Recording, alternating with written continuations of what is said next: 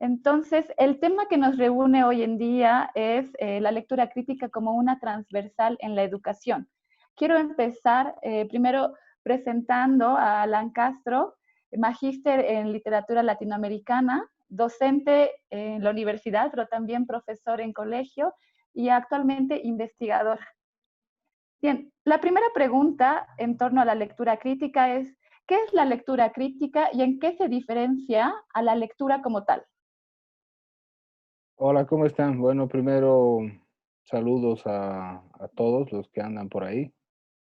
Eh, Les mando un abrazo y espero que todos estén bien, estén tranquilos en esta locura que nos ha tocado vivir. Y bueno, ya yendo a la pregunta de lectura crítica, creo que es bien importante tratar este tema justo ahora, porque creo que vamos a entrar justo a una educación de estas características, ¿no? Entonces, la lectura crítica, a diferencia de una lectura, digamos, solamente comprensiva o informativa, etcétera, es una que ya viene conscientemente con una intención de análisis. Uno entra a la lectura con una intención consciente de análisis. Esto quiere decir que no solo uno al leer quiere comprender lo que dice determinado texto, sino que se detiene en él para identificar los juicios que el texto emite, señalar los aciertos que puede tener el texto, los errores, si es que uno encuentra errores, acercarse a las formas en que presenta la información, a la que presenta los contenidos, e incluso sacar una radiografía de su estructura misma, ¿no? Entonces, esto quiere decir, cuando digo estructura, decir cómo está construido este texto para decir lo que dice, cómo logra decir lo que dice. También hay que tener en cuenta, y siempre digo esto, y siempre lo recalco, la palabra crítica viene de la palabra crisis, que es griego, ¿no? ¿Qué quiere decir? Decisión, juicio, separación. Entonces, la crítica de alguna manera pone en crisis el sentido de lo que uno está leyendo, lo pone bajo sospecha, y creo que esta es una cualidad inherente del lenguaje, es decir, una cualidad esencial. Porque el lenguaje es ese instrumento privilegiado que tiene el hombre, gracias al cual nos negamos a aceptar el mundo tal como es. Si nos dicen así es el mundo, nosotros decimos, podría ser otra cosa también. Entonces, eso nos lleva a una transformación también de la humanidad. Entonces, la humanidad solo empieza, yo diría, cuando uno empieza a ver lo que no es, no tanto lo que es, sino lo que no es y podría ser. Todas estas realidades alternativas que podrían haber y que no son precisamente en la que vivimos ahora, ¿no? Si no habría el lenguaje, si no habría esta crisis de realidad en el lenguaje, no habría esta crítica, seguramente nos hubiéramos quedado en el lenguaje básico animal o no sé, nos hubiéramos quedado solo en quiero hacer esto, quiero hacer el otro, no podríamos imaginar cómo sería el futuro, no tendríamos la posibilidad de grabar lo que está hecho en el pasado, no tendríamos esa elasticidad de tiempos que tenemos con un lenguaje crítico. Entonces, creo que este análisis crítico que uno hace con una lectura crítica, cuando uno lee, generalmente parte de un interés muy especial respecto a lo que tiene que decir un texto, que uno mismo ha buscado además. Puede ser un interés o una inquietud personal, pero también puede ser una investigación colectiva, que generalmente lo es. Aunque sea personal, esa persona ya está dentro de una colectividad y es importante tomar en cuenta eso, porque de ahí también parte lo crítico, ¿no? Entonces, por eso la lectura crítica también está relacionada con una visión propia del contenido del texto y es más morosa, es mucho más morosa que la lectura comprensiva, porque puede discutir con el texto, puede investigar si es que se puede corroborar lo que este texto dice, puede refutar el texto y necesita argumentos para refutarlo, necesita ver otras fuentes, necesita revisar sus propias experiencias, entonces no es una lectura, digamos, inmediata, toma un tiempo que es el tiempo de pensar. Y siempre uno trata de imaginar otra alternativa a la información que se presenta y a las posibilidades de significación que tiene un texto. Y obviamente de acuerdo al interés inicial que uno haya tenido para entrarse a analizar este texto. Esa es la diferencia, creo. Muchísimas gracias. La siguiente pregunta es, ¿por qué la lectura crítica es relevante, pero sobre todo en la educación primaria? Ya esta pregunta me parece bien importante, porque algunos pueden pensar que la lectura crítica sería mejor para, no sé, secundaria, ¿no? Porque primero hay que ver unas cuestiones más referenciales y luego recién entrar a lo abstracto, tal vez, ¿no? Y la lectura crítica definitivamente tiene que ver con ciertas abstracciones, es verdad. Pero creo que la lectura crítica es la clave para la forma de educación que se viene ahora. Y creo que es importante encarar esta lectura desde la educación inicial, desde primaria. Porque la forma de educación que se viene ahora, no sé cómo lo ven ustedes, cómo les ha ido en sus clases, digamos, estos últimos, bueno, meses, ya son meses. Este tipo de educación es bastante nuevo para todos. Y al haber sido también imprevisto en todo el mundo, no solo en Bolivia, en todo el mundo, he visto algunas entrevistas de profesores de otros países, de Estados Unidos, de Europa, y tampoco estaban tan preparados realmente, ¿no?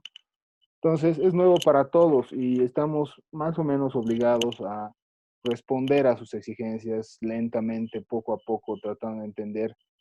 Pero es importante poner en práctica nuevos métodos para dar respuestas reales. Y uno de los temas preocupantes que yo he visto en mi experiencia y que muchos de mis compañeros y tal vez ustedes también han corroborado es el tema de la despersonalización de la educación, que es esta especie de automatización del proceso de enseñanza-aprendizaje, ¿no? O sea, que ya no hay un verdadero emisor de la información que sigue el profesor y el receptor está como con una pantalla de por medio, entonces está como que más solo también en su proceso.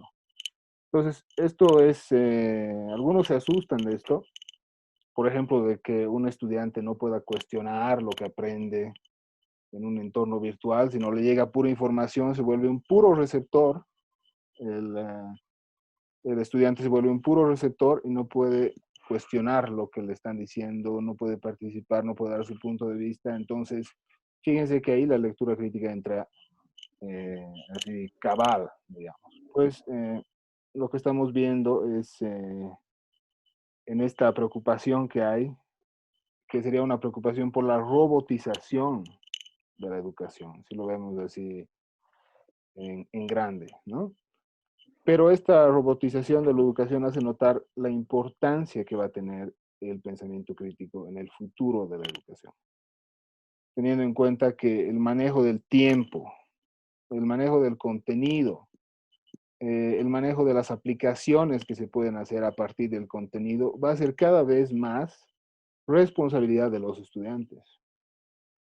Entonces, si los estudiantes no tienen una lectura crítica, eh, va a ser bien grave que puedan adaptarse a este nuevo tipo de educación o se van a robotizar de verdad. Entonces también es un peligro. Entonces tal vez aquí está la máxima responsabilidad de los profesores y autoridades educativas también, obviamente. O sea, despertar temprano, eso es a lo que voy, despertar temprano la conciencia crítica y su continua retroalimentación. Por eso me parece que empezar la lectura crítica en primaria, y sí hay formas de hacerlo, ahora vamos a ver unas cuantas, eh, sí hay que tratarla desde temprano, sobre todo ahora, porque lo que se viene es eso, lo que se viene es una posible automatización de la educación y hay que crear estudiantes que sean capaces de cuestionar eh, estas cosas medio despersonalizadas que ven, ¿no? Entonces, en este tiempo el problema no es la falta de información, por ejemplo, más bien es Ujú. la sobrecarga de información, yo diría. Lo importante es que los estudiantes desde temprano ya aprendan a escoger, a discernir todo lo que les llega, que es un montón de cosas, todo ese bombardeo de mensajes a los que nos ha acostumbrado el mundo de ahora, digamos. Eh, a eso estamos yendo. Entonces el pensamiento de una sociedad va de la mano de la tecnología y lo que estamos viviendo ahorita es un boom de esta tecnología que ya la teníamos ahí, estaba ahí como esperando su turno y ahora está saliendo en todo su potencial. Entonces cada nueva tecnología implica una nueva visión del mundo y ahí entra lo crítico, porque una de las cosas principales de la crítica es hacer del mundo algo desconocido y justo estamos entrando a algo desconocido. Eh, por ejemplo, es necesario saber cómo funciona un teléfono celular, todavía no sabemos, usamos, etcétera, tenemos esa tecnología, pero no sabemos cómo funciona de verdad. No saber cómo funciona este mecanismo ya nos pone una barrera con respecto a la realidad en la que estamos viviendo ahora, porque básicamente no sabemos lo que estamos viviendo. Entonces, podemos caer en un pensamiento automático donde hacemos las cosas sin saber cómo están funcionando y cómo repercuten en nuestra visión de la realidad. Y esa es una brecha que debemos eliminar, ¿no? Entonces, eso, el pensamiento crítico inicia cuando entramos a lo desconocido, es esa crisis de la que les hablaba, justamente estamos en un punto de crisis, entonces es bien importante. Vemos el mundo como algo que ya sobrepasa nuestro conocimiento, parece que no lo podemos entender, y de ahí nace una curiosidad natural, que es muy humana además, una curiosidad por conocer, por investigar, por reformular, por aplicar y por crear, y ahí yo diría que no hay otra forma de entrar a ese mundo que con una conciencia crítica. En este caso nos llevaría a una lectura crítica no solo de texto, sino de la realidad en su conjunto, ¿no? Perfecto. En el caso de los estudiantes de primaria, ¿qué beneficios crees que les brindaría la lectura crítica como tal? Aprender este proceso o llevar a cabo este proceso. Bueno, aparte del beneficio más importante que es el saber discernir y matizar los pensamientos y acciones de otras personas, con matizar me refiero a darle más color. A ver, voy a tratar de explicar esta idea. Por Mm. ejemplo, cuando escuchamos las noticias o algunos amigos, algunos compañeros, a veces nos damos cuenta que hay un pensamiento dogmático. No es un pensamiento crítico, es un pensamiento dogmático, es decir, que nadie es capaz de pensar en colores. Ahora les voy a explicar esto de los colores. La mayoría piensa que una cosa es blanco y negro. O sea, si yo apoyo esto, entonces lo otro ya no le quiero y solo quiero esto, digamos. Entonces solo piensas o blanco o negro. O estoy a favor tuyo o estoy en tu contra.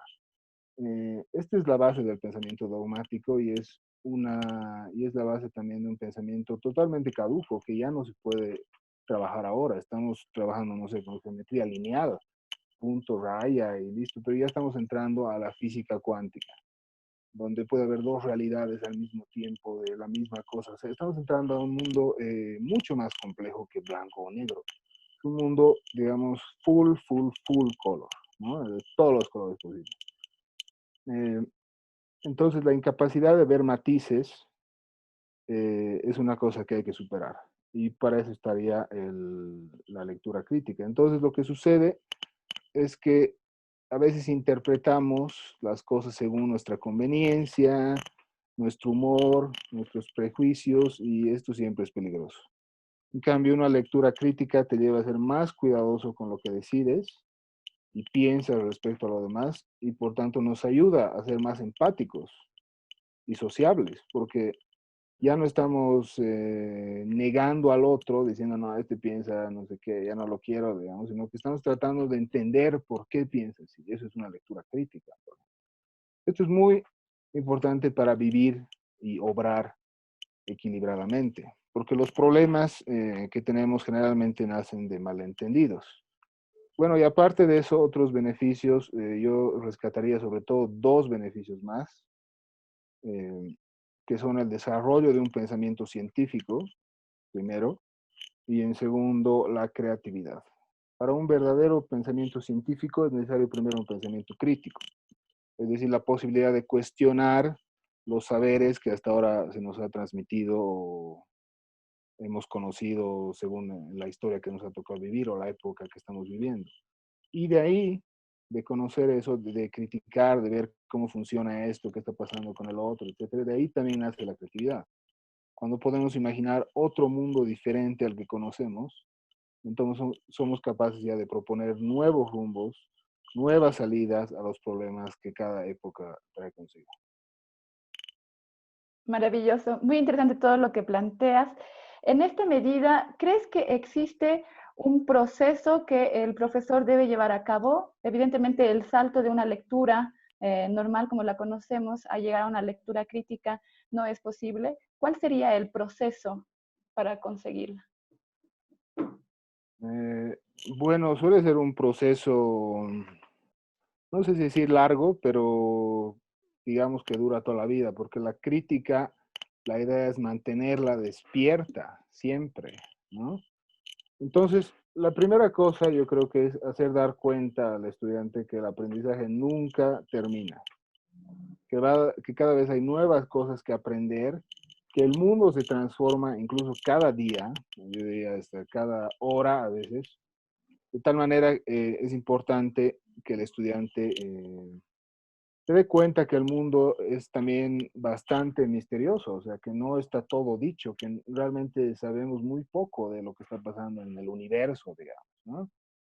Y que nada debe estar dado por hecho ni dar nada por sentado. Muchas cosas podrían ser diferentes a la realidad que nos ha tocado vivir. De hecho, lo que nos ha tocado vivir es varios azares que se han conjugado, estamos viendo esto ya, pero podrían haber habido otras variables que nos hubieran hecho vivir otra cosa. Entonces, este primer paso tiene que ver con la realidad, digamos, tangible, con el mundo que se transforma, con los cambios que vivimos a partir de lo que vamos conociendo día a día. ¿Cómo éramos el año pasado, digamos? ¿Qué nos ha transformado, por ejemplo? Como es un niño, a veces uno ve cambios graves en los estudiantes. Yo lo vi, por ejemplo, ahí en secundaria, donde las niñas de pronto, de un año al otro, se volvieron coquetas, digamos, y los niños no les daban ni bola, pero ella sí. Entonces, ¿qué ha pasado? O sea, entonces eso tienen que ellos también conocer, saber qué les está pasando, entender, ¿no? Se tiene que partir de alguna manera de ese asombro ante los cambios y ante los movimientos que sufre o que consideramos como nuestra realidad. Ese sería un primer paso, ¿no? Hacer dar cuenta que todavía no sabemos muy poco, en realidad, de lo que está pasando en el mundo. Y un segundo paso sería un cuestionamiento del lenguaje, que ese ya es un paso más allá, ¿no? De aquello que, porque el lenguaje es lo que crea nuestra visión de la realidad, ¿no? En algún momento puede ser que pensemos que la realidad es tal cual la describimos o la pensamos en palabras, pero después nos damos cuenta, bueno, y según los estudios neurolingüísticos y otros, nos damos cuenta de que nuestra forma de hablar, nuestra gramática, nuestro lenguaje, la lengua que nos ha tocado hablar, o las lenguas que sabemos, si es que sabemos varias lenguas, la forma en que construimos el pensamiento desde el lenguaje, cómo entendemos eso, determina cómo vemos el mundo. Entonces, por eso un pensamiento, no sé, de un lenguaje, digamos, como el chino, que es muy diferente a nuestro lenguaje en escritura, o sea, tienen miles de signos, etcétera. Ellos piensan, tienen una visión del mundo muy diferente a la nuestra, ¿no? Entonces, nuestro lenguaje es nuestro pensamiento del mundo. Eso es básicamente lo que voy. Entonces, el segundo paso sería ese, revisar el sentido que le damos a las palabras, los giros que utilizamos todos los días y saber también, en la medida de lo posible, de dónde viene este lenguaje y cómo se diferencia de otros lenguajes. Y no solamente lenguaje castellano o aymara, incluso el castellano boliviano es muy diferente al castellano mexicano. Si yo digo chaqueta en México, me van a meter un lapo, digamos. Entonces, no podría decirlo. Entonces, aquí digo chaqueta y no pasa nada. Entonces, y bueno, y hay otros lugares donde seguro significa otras cosas. Entonces, estamos en cierta comunidad, tenemos cierto lenguaje y eso determina nuestra manera de ver el mundo. Eso también hay que entenderlo. Ese es un paso importante para entrar a una lectura crítica. Perfecto, muchas gracias. Bueno, nos has hablado un poco de este proceso que debe seguir el estudiante o en realidad el profesor, motivar en el estudiante sobre el asombro, la duda o el cuestionamiento y una conciencia sobre el lenguaje, pero ¿podrías comentarnos algunas herramientas eh, para lograr estos objetivos? Eh, sí, a ver, vamos, voy a dar algunas ideas sobre esto. Yo creo que en primera instancia la escuela tiene que ser muy abierta, tiene que tener la apertura suficiente para fomentar la curiosidad de las personas. En primaria, por ejemplo, generalmente hay un solo profesor de cada curso. Entonces, eso permite un juego bien importante con lo interdisciplinario. Creo que la interdisciplinariedad es un espacio, no sé cómo llamarle, un lugar clave para ejercer la crítica. Por ejemplo, si yo digo la palabra semiología, digamos, una palabra súper rara, la digo en lingüística, no es lo mismo que yo diga semiología en medicina.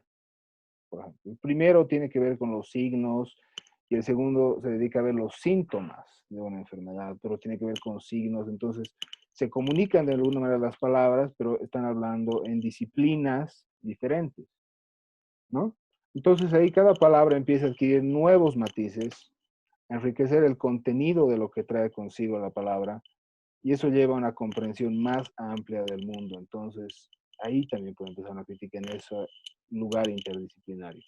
Cada materia, ¿no? Cada materia en primaria, bueno, y todo lo demás, tiene un discurso específico y tiene un lenguaje específico. Diríamos incluso que cada manera tiene un lenguaje propio. Entonces ahí lo interdisciplinario cobra un sentido más relevante todavía. Y otra cosa que hay que explorar es lo interlingüístico. En Bolivia hay más de 30 lenguas. En primer lugar está el quechua, el aymara y el guaraní, que son los más famosos porque son los que más se hablan. El habla paseña, por ejemplo, tiene muchas construcciones que vienen del aymara y todavía se usan muchas palabras que vienen de esa lengua, ¿no?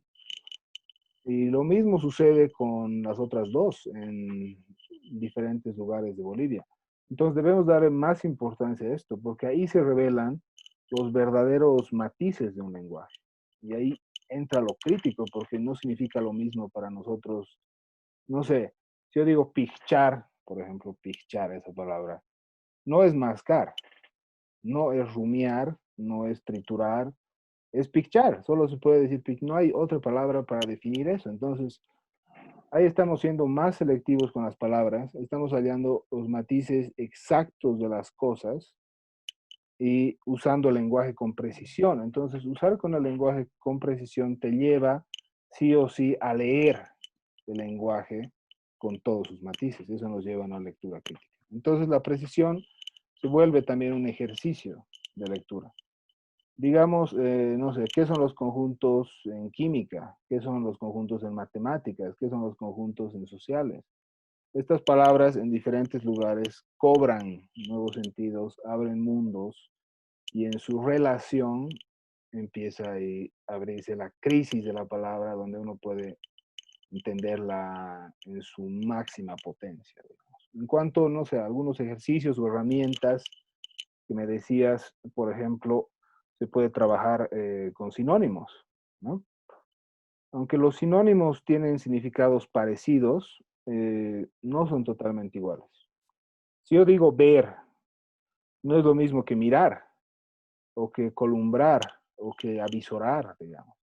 Si vemos la definición de la palabra mirar en el diccionario, este dice que es fijar deliberadamente la vista en un objeto. O sea, deliberadamente, conscientemente, fijar los ojos en un objeto. En cambio, ver solamente es percibir con los ojos. Puedo ver así de casualidad, digamos, ¿no? Sin que haya una decisión consciente de hacerlo. Estos pequeños ejercicios nos llevan o llevan al estudiante a matizar todas las cosas, ¿no? Las cuales ya no serían blanco y negro, sino de muchos colores. Luego podemos entrar a la palabra visorar. Visorar es observar algo con cautela, a la espera, esperar que algo aparezca por un lugar. O podemos usar columbrar. Columbrar es detenerse a mirar a la lejanía, en el horizonte que hay allá, digamos. Estoy viendo un pajarito volando ahí en el alto desde el prado, digamos. Entonces es columbrar. Entonces estamos entrando a muchos matices del ver. Y esto pone en crisis nuestra idea del simple ver y nos encamina a una crítica sobre el lenguaje que estamos usando para decir lo que queremos decir.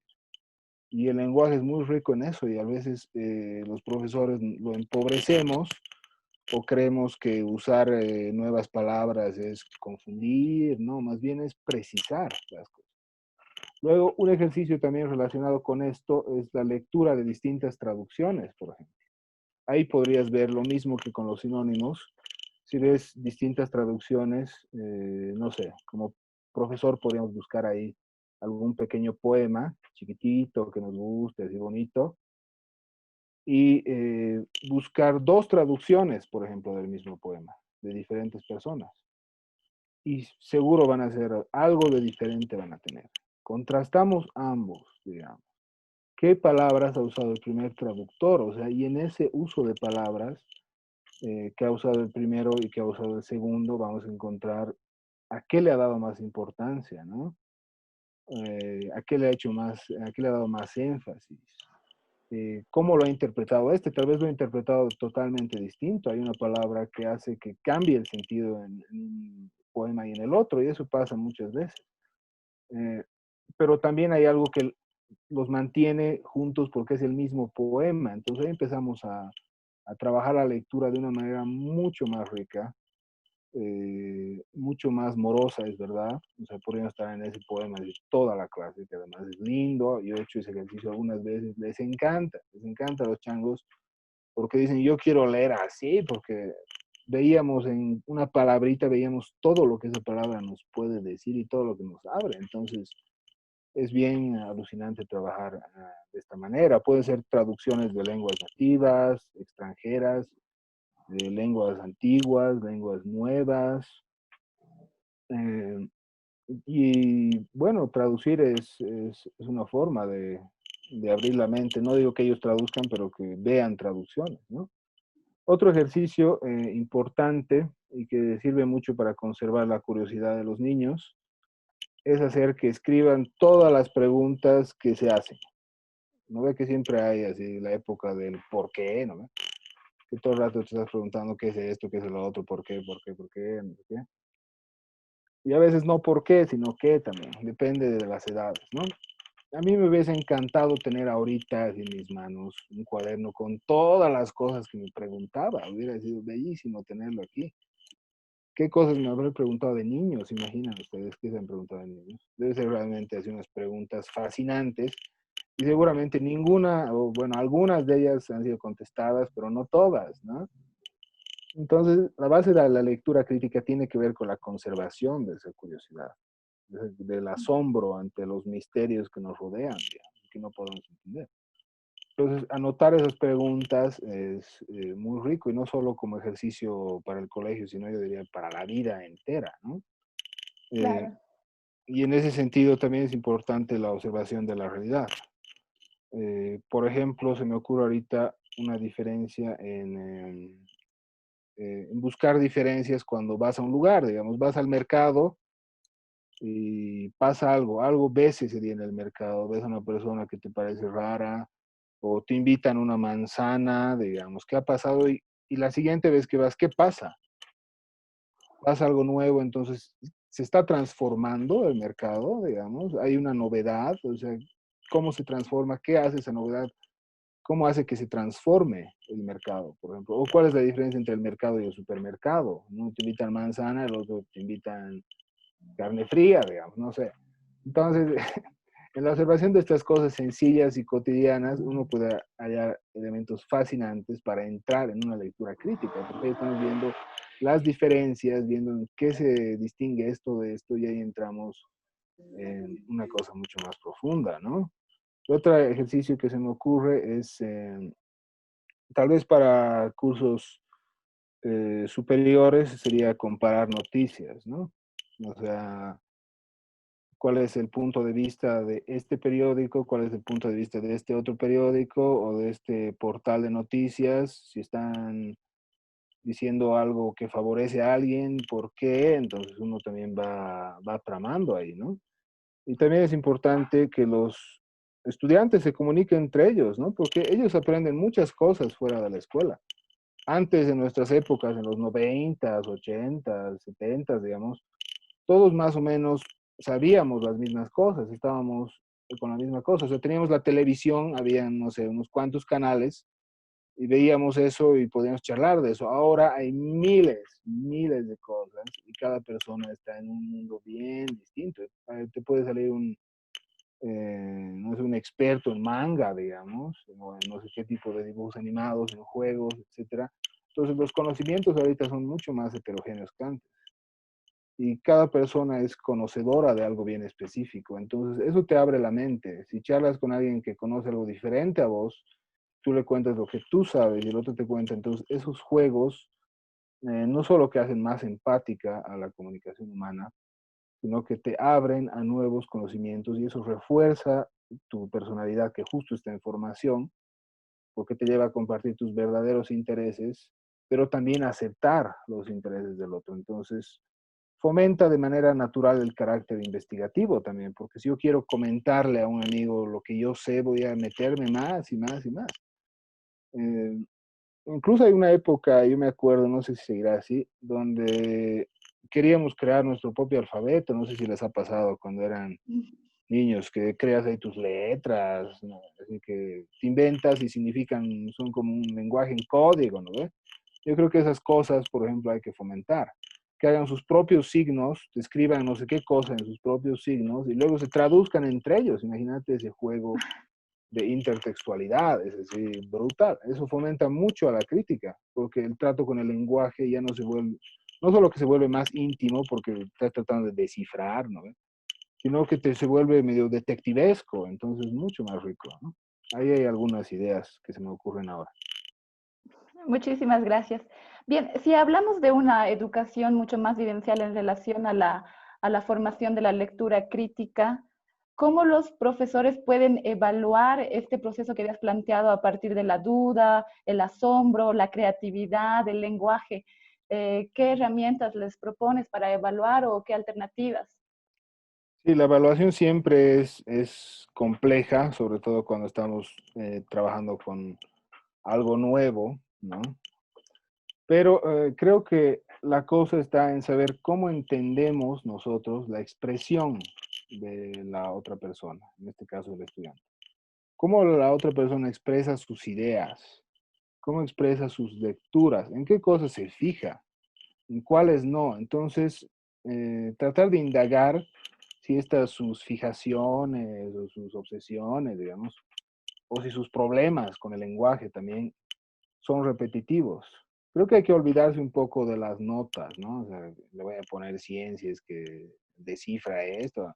Porque es bien difícil hacer eso. Y concentrarse un poco más en lo cualitativo, ¿no? Por ejemplo, podemos hacer que un niño lea un cuento corto y ver qué ha retenido, ¿no? Y a partir de lo que ha retenido, llevarlo a reconstruir lo demás. O sea, no decir, ah, solo ha retenido esto mal, no ha retenido lo principal, sino, ah, ya ha retenido esto, entonces, ¿por dónde lo llevo a reconstruir lo demás? O sea, conocerlo. De alguna manera, evaluarlo tendría que ver con conocerlo.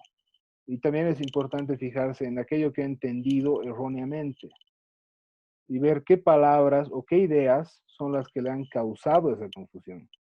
Porque si alguien ha comprendido mal un texto, no es por sonso, digamos, es porque generalmente su mente no ha ubicado el matiz exacto a que se refiere el texto, una palabra le suena a otra cosa. Y se ha perdido en una generalidad o en un prejuicio o en algo que alguien le ha dicho, porque a veces leemos, muchas veces, ¿no? Leemos lo que nos parece que dice, aunque no diga eso. Leemos, ay, ay, ay, porque nos da flojera, digamos, entonces nos pasa a todos, ¿no? Obviamos lo que de verdad dice y leemos lo que nosotros pensamos que dice. Esto es muy natural. Queremos repetir lo que ya sabemos. Es normal. Es más cómodo, lo que creemos saber en realidad. Pero muchas veces resulta que el autor nos está diciendo algo totalmente distinto a lo que nosotros pensamos.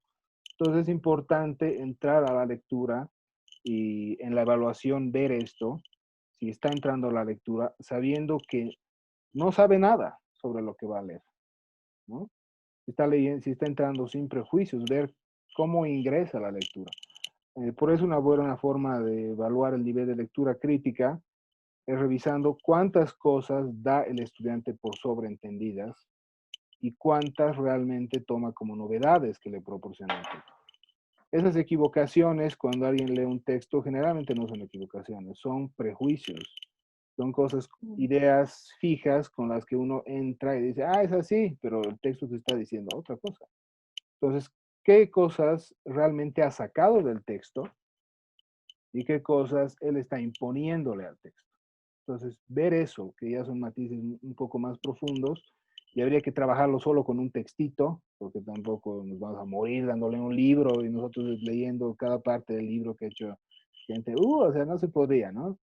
Es mejor leer algo corto pero bien leído a que leer 1000 cosas y no entender nada. O sea, solo leer así, pasar, he leído 100 y no he entendido nada, ¿no? Come libros, este cuentito, ¿verdad? Por otro lado, uno evalúa también la comprensión lectora a través de lo que el estudiante puede reformular, de lo que puede reescribir. No podemos meternos en la cabeza del estudiante, obviamente. De tal manera, solo podemos estar atentos a su forma de expresión, a la claridad de su expresión. Si es que nos está compartiendo las ideas, si es que está cuestionando lo que dice el texto, entender y acercarnos a todas las herramientas que usa para expresarse, ¿no? Muchas gracias. Antes de dar paso a las preguntas que nos han hecho los participantes, quiero cerrar esta ola de preguntas con, para ti, ¿cuál sería el perfil del docente que promueve la lectura crítica? A ver, creo que un docente que promueve la lectura crítica, en primer lugar, es alguien que generalmente aplica la lectura crítica. Es decir, que lee sin prejuicios, se deja guiar por el texto en lo desconocido, entra ahí así a ver qué me dice esto, digamos, es curioso, el docente tiene que ser curioso, no conformarse con lo que cree que ya sabe, más bien pensar que no sabe nada, mejor, sino ver nuevas formas de acercarse a las cosas, ¿no? Y tratar de compartir, ¿no? Ese deseo de compartir nuevas visiones con los estudiantes. Incluso alguna vez yo hice esto, no sé si les aconsejo o no, pero por ejemplo he dicho ya, hoy día voy a leer esto con ellos, esto que nunca he leído yo, ¿no? Vamos a leer juntos y nos vamos a sorprender al mismo tiempo. Entonces hemos leído juntos y yo mostraba mi sorpresa y mi asombro por ciertas cosas que pasaban y eso se contagia también. No sé si es aconsejable o no para algunos para preparar las clases, pero las puedes preparar de otra manera, ¿no? Por ejemplo, sabiendo que tú mismo te vas a sorprender en tu clase, por ejemplo, ¿no? Entonces, jugar a estas cosas, experimentar, darse la chance de hacer cosas nuevas y no quedarse con lo que ya hemos hecho la otra vez o el año pasado, que también es importante porque es una base que la estamos usando, pero ir innovando ahí de poco a poco en cositas, viendo, mira aquí se puede hacer esto, se puede hacer lo otro, y hacer entrar esta lectura crítica que es la base de la lectura del futuro, porque ahora es cada vez más compleja y tiene mucho más entradas de aquí, de informaciones en texto, en imagen, en sonido, entonces se vuelve una amalgama mucho más compleja y tenemos que preparar a los estudiantes para que lo vivan muy ricamente, digamos, de este mundo. Eso.